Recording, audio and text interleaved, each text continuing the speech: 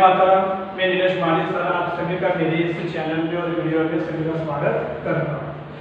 तो दोस्तों, last lecture में हमने कुछ टॉपिक पढ़े थे जो थे फंक्शंस ऑफ मनी करके एंड टाइप्स ऑफ मनी। जो है वो टाइप्स ऑफ मनी के रिगार्डिंग हमने कुछ पढ़ा था, कुछ लर्न किया था।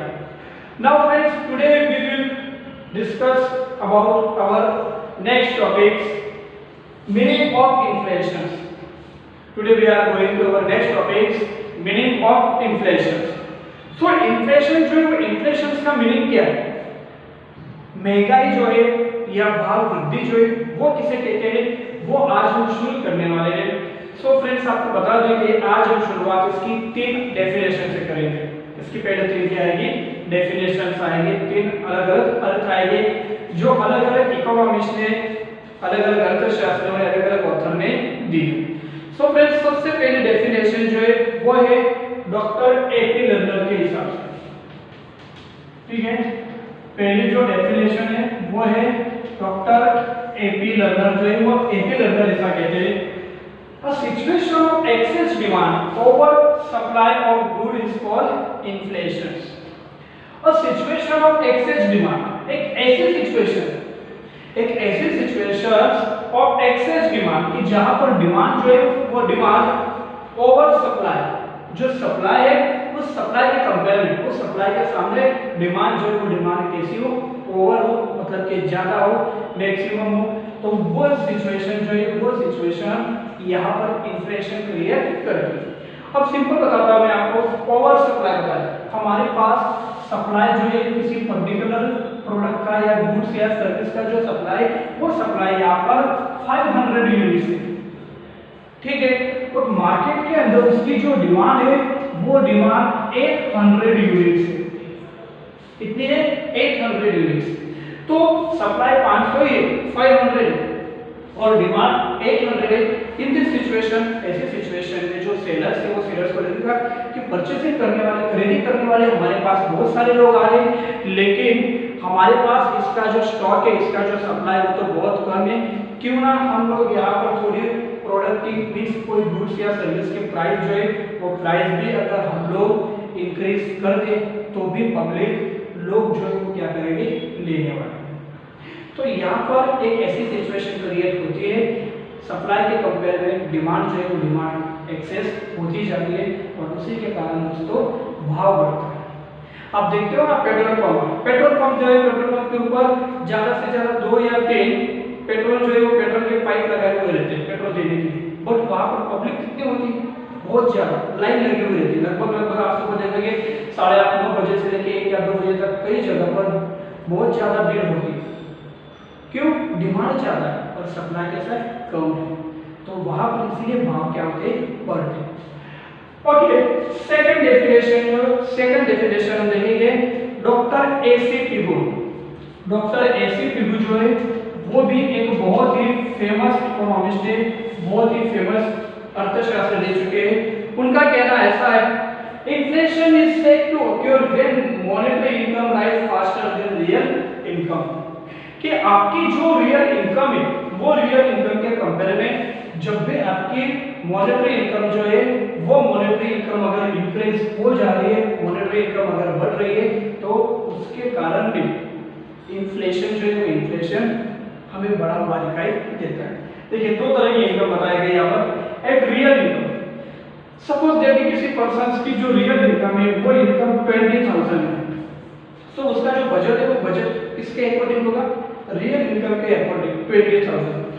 लेकिन उसी के साथ साथ उसकी जो मॉनेटरी इनकम है, जो पैसा है, जो मनी है, वो मनी लगातार बढ़ता जाए, साइड इनकम कहीं से आ रही, दूसरा कोई साइड बिजनेस करता हो, उसके रिगार्डिंग अगर 15 या 20,000 इनकम जो है वो इनकम अगर इंक्रीज हो रही है रियल इनकम के कंपेयर में, तो यहाँ पर भी इन्फ्लेशन की जो सिचुएशन है फ्रेंड्स, वो इन्फ्लेशन की सिचुएशन हमें दिखाई देती है।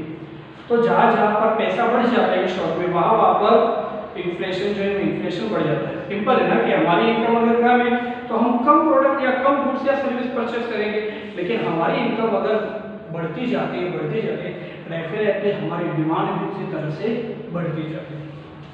उसके बाद थर्ड डेफिनेशन जो दी है वो दिए डॉक्टर जे.एम. केन्स, बहुत ही फेमस इकोनॉमिस्ट है दोस्तों। मैक्रो इकोनॉमिक्स के एक फादर कहेंगे तो भी चलेगा, doctor J.M.. Keynes.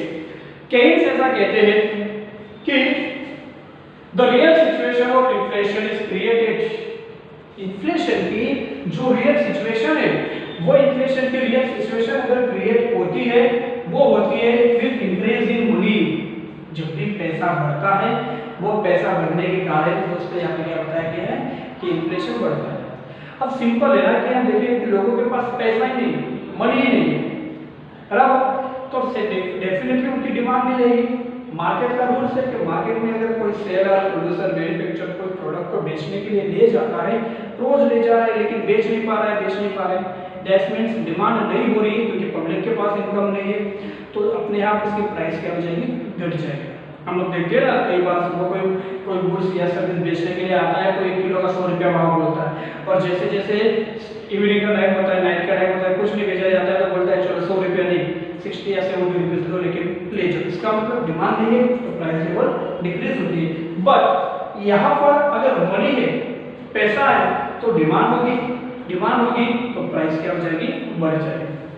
So the real situation of inflation is created with increase in money. तो इन्फ्लेशन की जो रियल सिचुएशन है वो रियल सिचुएशन शुरू कैसे होती है, जो इंक्रीज इन मनी, जो पैसा है वो पैसा बढ़ने के कारण, and beyond the level of the full employment, जो फुल एम्प्लॉयमेंट है फुल एम्प्लॉयमेंट के कारण भी यहाँ पर इन्फ्लेशन बढ़ता है। क्यों? अब सिंपल है, मैं आपको एग्जांपल दे सकता हूँ कि कोविड-19 की सिचुएशन के कारण बहुत सारे लोग जो है अनएम्प्लॉयड हो गए, बहुत सारे जो फैक्टर्स ऑफ प्रोडक्शन जो है वो अनएम्प्लॉयड हो गए, जिसके कारण रीजन ऐसा है कि कई लोगों के पास पैसे नहीं थे, ठीक है, और मार्केट के अंदर कंटिन्यूसली प्राइस लेवल जो है डिक्रीज होता गया और हमारे देश का जीडीपी भी डाउन होता गया। लेकिन जैसे अनलॉक 1 शुरू हुआ, अनलॉक 2 शुरू हुआ, अनलॉक 3 शुरू हुआ, सारे फैक्टर्स ऑफ प्रोडक्शन जो फैक्टर्स ऑफ प्रोडक्शन वर्क करने लगे, लाइक कोई लैंड, लेबर, ठीक है, कैपिटल, उसके बाद इंटरप्रेन्योर, ये सब वर्क करने लगे। जैसे इन्होंने वर्क किया, ये सारे फैक्टर्स ऑफ प्रोडक्शन को कुछ ना कुछ रिटर्न या रिवॉर्ड मिलने लग गया। लैंड जो है उसके ऊपर रेंट मिलने लग गया, कैपिटल जो है वो कैपिटल के ऊपर इंटरेस्ट मिलने लग गया, लेबर जो है उसे वेज मिलने लग गया, एंटरप्रेन्योर जो है उसे प्रॉफिट मिलने लग गया। बाकी सिचुएशन कैसी आई, फुल एम्प्लॉयमेंट की सिचुएशन है, और फुल एम्प्लॉयमेंट की सिचुएशन आई, इसका मतलब सभी लोगों के पास पैसा क्या होता गया, बढ़ता गया, और इसी के कारण इन्फ्लेशन जो है वो इन्फ्लेशन यहाँ पर बढ़ती हुई हमें दिखाई देती है। तो ये जो है जे.एम. केन्स कहते हैं कि जब भी मार्केट के अंदर पैसा बढ़ता है, मतलब मनी बढ़ता है, या फिर जब भी फैक्टर्स ऑफ प्रोडक्शन जो है वो फैक्टर्स ऑफ प्रोडक्शन अगर काम कर रहे और बहुत सारा अगर सप्लाई ऑफ मनी बढ़ जाता है तो उसके रीजन से इन्फ्लेशन जो है वो इन्फ्लेशन बढ़ता है। नाउ फ्रेंड्स, अब रियल में बताया जाए तो इन्फ्लेशन बढ़ने के कॉजेस क्या है, किन कारणों से इन्फ्लेशन जो है वो इन्फ्लेशन बढ़ता है, ऐसे क्या क्या कारण है कि उन कारणों से इन्फ्लेशन बढ़ता जाता है। तो फ्रेंड्स यहाँ 3 रीजंस बताए गए, 3 कॉजेस बताए गए।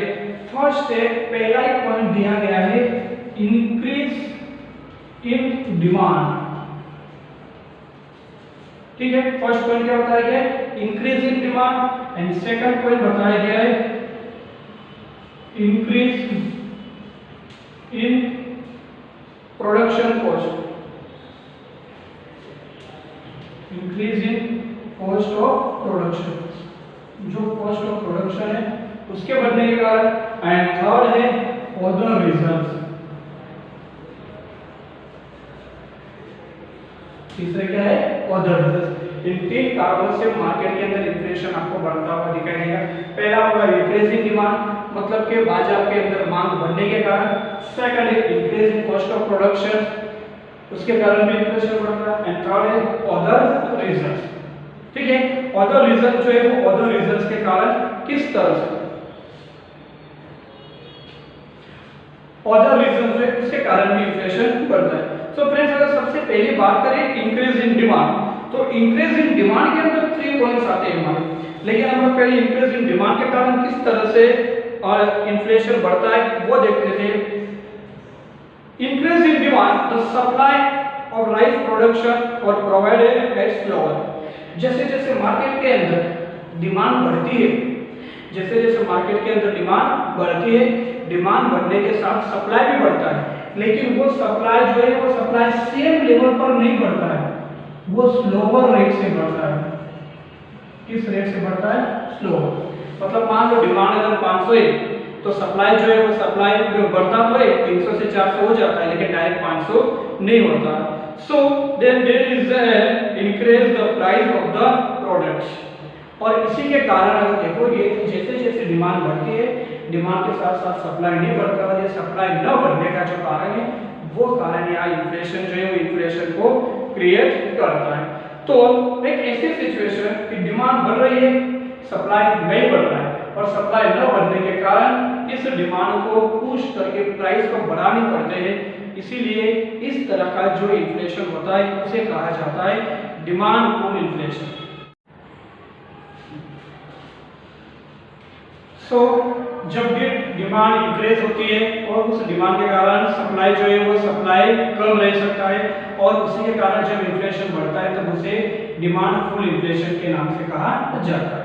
तो फ्रेंड्स इसके बाद यहाँ पर इंक्रीज इन डिमांड के क्या क्या रीजन है, डिमांड क्यों बढ़ती है, तो उसके 3 मेजर रीजन है। फर्स्ट है increase in supply of money, second है increase in public expenditure, and third है ओवर पॉपुलेशन। ठीक है, इन तीनों के कारण डिमांड जो है वो इंक्रीज होती है, और डिमांड के सामने सप्लाई से इंक्रीज नहीं होता है, उसी के कारण इन्फ्लेशन जो है वो बढ़ता जाता है। तो इन तीनों टॉपिक्स के बारे में जो डिस्कस है वो हम लोग हमारे नेक्स्ट वीडियो में या नेक्स्ट ऑनलाइन लेक्चर में देखेंगे। तब तक के लिए आप आज का ये जो वीडियो है ये एक बार फिर से देखना, अच्छे से समझना, लर्न करना, नहीं समझ में आया तो आप मुझसे पूछ सकते। ठीक है फ्रेंड्स, तब तक के लिए गुड बाय, थैंक यू।